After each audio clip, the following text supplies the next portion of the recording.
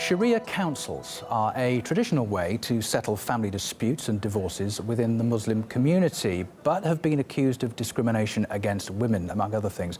In Britain right now, they're the subject of 2 inquiries as concerns grow that they're blurring the lines within the UK's legal system.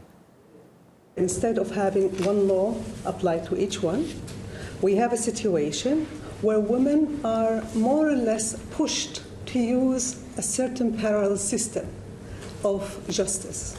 If they hadn't gone through the Sharia courts and got that Islamic divorce, they would have remained in what we call limping marriages, and she wouldn't feel that she Islamically was allowed to leave that marriage. Sharia courts play a very negative role in the lives of women. We think that in content and structure it is discriminatory against women. I feel that civil divorce should also count as an Islamic divorce. Right, we're going to discuss this in detail now with Baroness Cox, who raised a motion against Sharia law in the House of Lords earlier today. Also with us, Mohammed Shafiq, who's the chief executive of the Ramadan Foundation in the UK. Good evening to you both. Thanks for joining us on RT International. Good evening. First to Baroness Cox, if I could start with you. A letter by Muslim women to the Sharia Council inquiries claims that by abolishing Sharia councils, it would simply drive them underground. Separately, another letter from Muslim women saying, stop using us as a political football. Why are women's rights among Muslims seeming so divisive in the UK? Thank you. 3 quick points. One is I've never said close Sharia courts. What I am concerned with is the way they operate in ways which have gender discrimination to such an extent that many Muslim women suffer.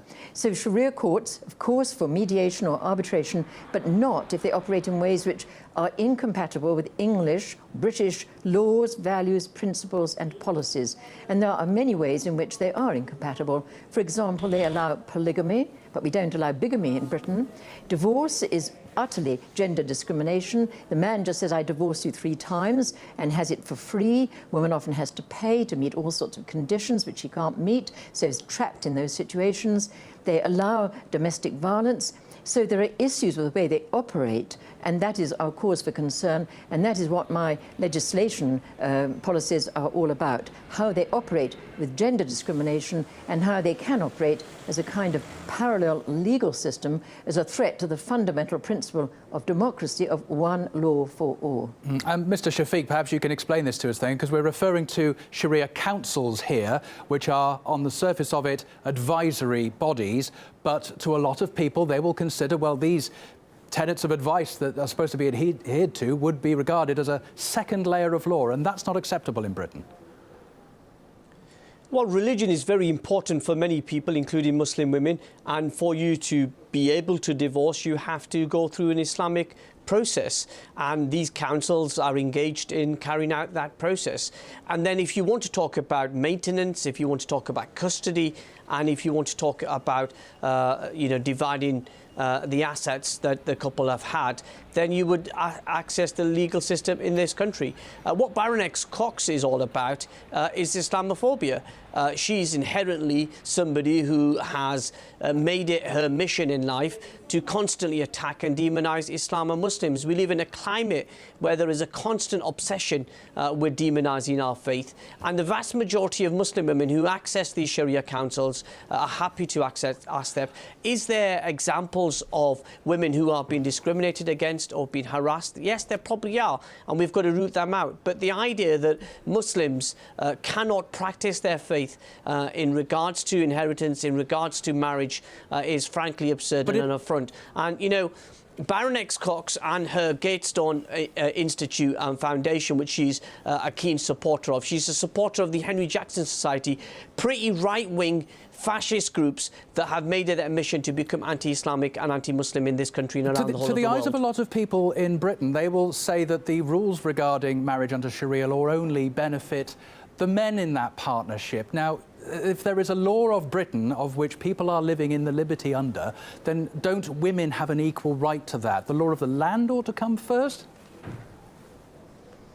Absolutely. I'm very clear about... Well, let me say this to you. I think that the British law is absolute and number one. And what the Sharia Councils do is that women who want to get divorced from their husbands use that to get that divorce certificate. And then I encourage people to actually access the legal justice system to get those damages, to get the assets divided, and to talk about custody and all other issues. So I don't think there's a conflict between them. You know, if Baroness Cox wanted to focus on religious councils and religious courts, then why isn't she focused on the Jewish courts that operate in this country? She has an obsession with Islam, and her Islamophobia is being exposed here on this programme. Baroness Cox, what have Muslim women told you then? Well, I'd say that is a load of rubbish, what has just been said. It's lies. I'm not Islamophobic, thank you. I'm doing this because Muslim women come to me. Your whole record is Islamophobic. You're obsessed with Islam and Muslims. Your whole record speaks for itself. Excuse me, in this country we have freedom of speech. Am I allowed to speak? Thank you.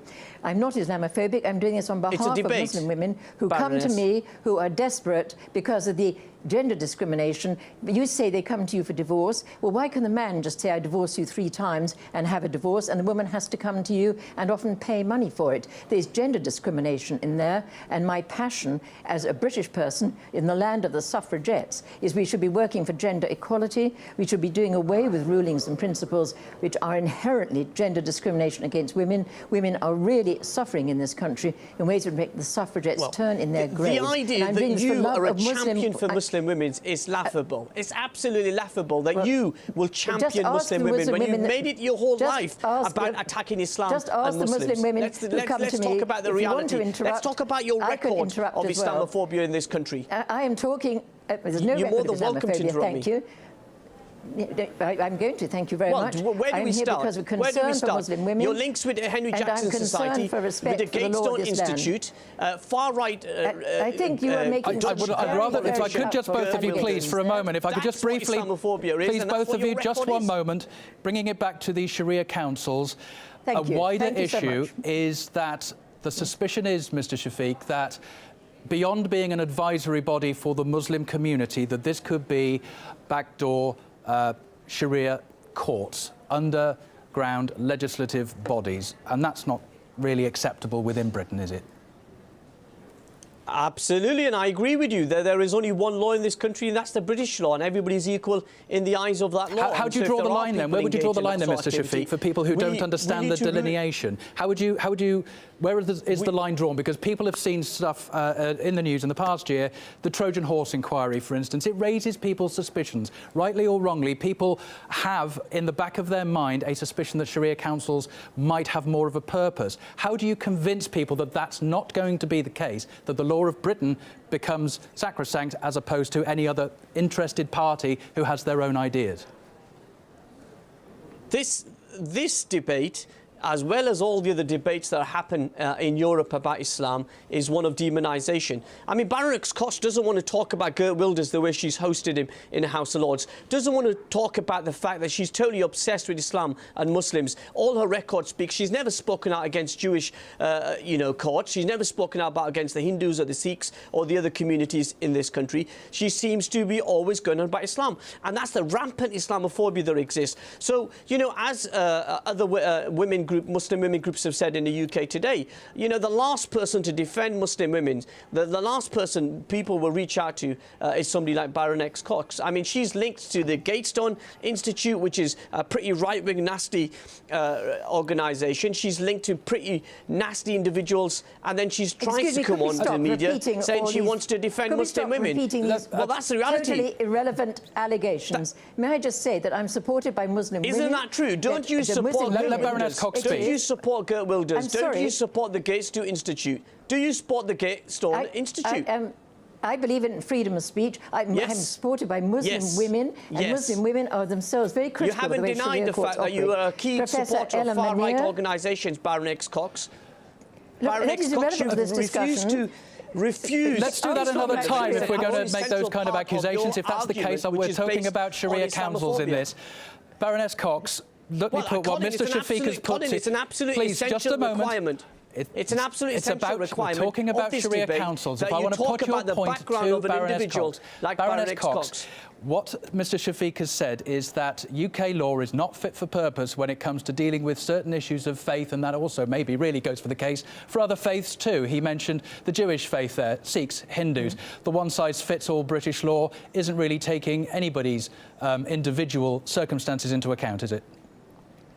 Well, can I say, my bill doesn't mention any faith tradition, so if Jewish people are unhappy with their situation, they can apply to the measures of that bill as well as any Muslims or anyone else. It does not target Islam as such. So that is point number one. Point number two, some very respected, well-known Muslim women, academics, have themselves been devastatingly critical of the way Sharia councils or courts operate in this country. For example, Professor Ella Munir, she's an academic specialist, Rahil Raza, a Canadian. They are Muslim women, and they are very critical, and they join me and support me, as indeed do some of the Muslim women's organisations in this country. So let's not go down what seems to me to be a big red herring to stop talking about the issue of Islamophobia. I'm not Islamophobic.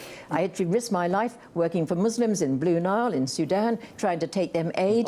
I love Muslim people as I love all people. So let's not have a distraction. Let's focus on the problems of Baroness Cox, Mr. Shafiq, we do have to leave it there. We're completely out of time. As ever, this is a debate I wish could go on for hours, because there are so many tenets to this. It's just not possible to contain them in 10 minutes. But Baroness Cox, Mohammed Shafiq, thanks for joining us on RT International. That's it from me.